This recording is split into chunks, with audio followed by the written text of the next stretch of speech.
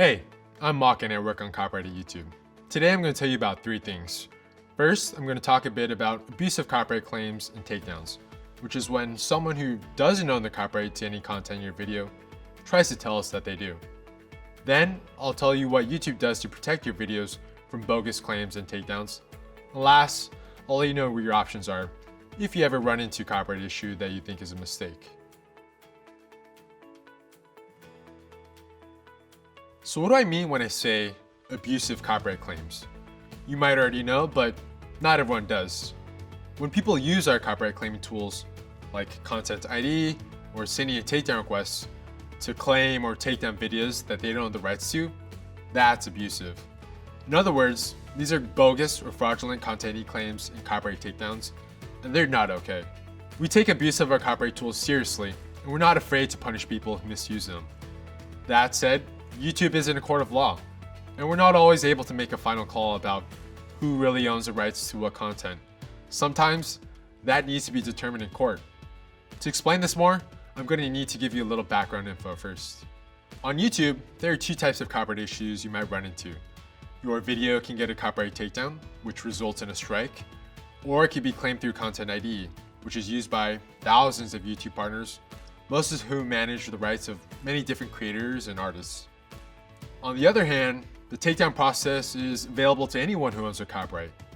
Another difference is that takedown requests are reviewed by YouTube, while Content ID usually works automatically, which means that YouTube only sees these claims after they're made.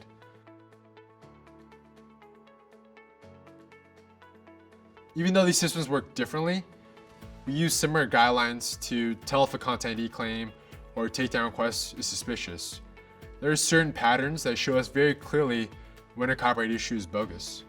Now, if you're a legitimate copyright owner, don't worry about making a casual mistake, getting labeled as fraudulent or abusive. It's very unlikely, and if we do suspect something, we'll give you a chance to explain what happened before you take any action on your channel. We always try to distinguish between people who are maliciously abusing copyright to block videos they don't like, and people who have made an innocent mistake.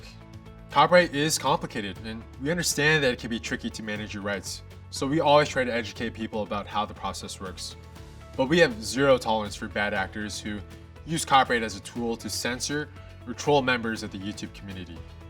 One thing that's important to keep in mind is that for large copyright owners using Content ID, small oversights or mistakes they make can have a huge impact. For example, a record label might provide a wrong title for one of their songs, and that might confuse creators who receive Content ID claims from them.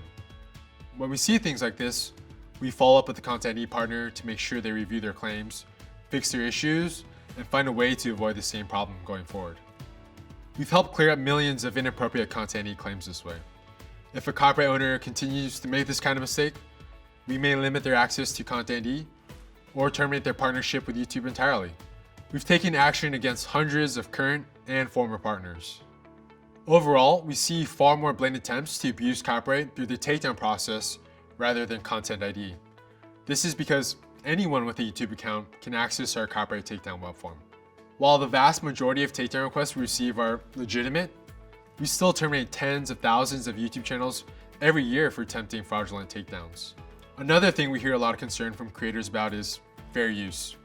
Criticism or commentary of someone's copyrighted work, even without their permission, is often protected by copyright law. But we still see copyright owners use our tools to try to control legitimate reuses of their work. Our team makes a huge effort to catch takedown requests targeting fair use videos before those videos are removed. When we catch these, we take the opportunity to educate the copyright owner about fair use and similar laws around the world. In some cases, we're even able to protect these videos creators against copyright lawsuits.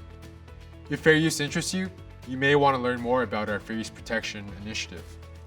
Content ID, however, isn't always able to tell the difference between fair use and copyright infringement.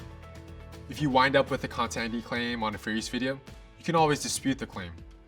In other words, we know we don't always catch bad Content ID claims or takedowns before they happen, but that doesn't mean you're out of luck. Since you have the most context about your video, you're often in the best position to understand if a claim or takedown is incorrect, and you always have a way to fight a claim that you disagree with. The first question you should ask yourself is, Am I dealing with a Content ID claim or a copyright takedown? You can find this information on your channel's copyright page. Now, if your video is incorrectly claimed through Content ID, you can dispute the claim. You can do that easily from the page where you learn more about your copyright issue. If you get a copyright takedown and it's invalid, then there's a legal process called counter notification. You can find more information about your options for resolving a strike in your email inbox or on your channel's copyright page. Oh, and by the way, there's another legal option we should mention. Under Section 512F of the Digital Millennium Copyright Act, also known as the DMCA, anyone who deliberately files a fraudulent takedown request may be liable for damages. In other words, if your video is removed maliciously, you may be able to sue the person who sent the takedown request. It doesn't happen often, but we thought you should know that. Now, one word of warning. You want to be sure about the reason you're appealing before you take any of these steps. You may not always recognize the company that claimed your video, but that doesn't mean they're not authorized to do so. Copyright owners often hire other companies to manage your rights online. Just because the owner is hard to track down doesn't mean they've abused the copyright system. You may want to reach out to the copyright owner first, or get legal advice if you're not sure about what to do. We hope we've given you a clear idea of how we fight bogus copyright claims. We know it's a big issue for our creator community. Have we answered your questions? Would you like to hear more about anything we discussed today? Let us know in the comments. Thanks for watching.